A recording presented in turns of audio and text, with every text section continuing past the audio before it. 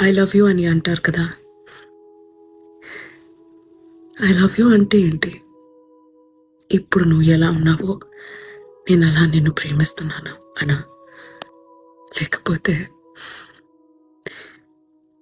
నువ్వు ఇలా ఉండడానికి కారణమైన ఇప్పటి వరకు నువ్వు గడిపిన జీవితాన్ని కూడా నేను ప్రేమిస్తున్నాననా?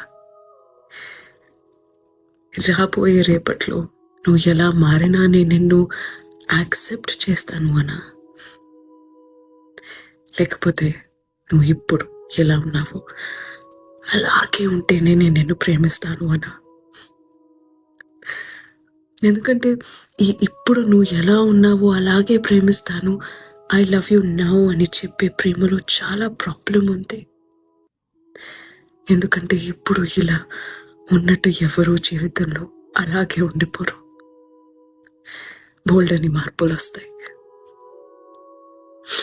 సో నేను చెప్పాలనుకుంటుంది ఏంటంటే,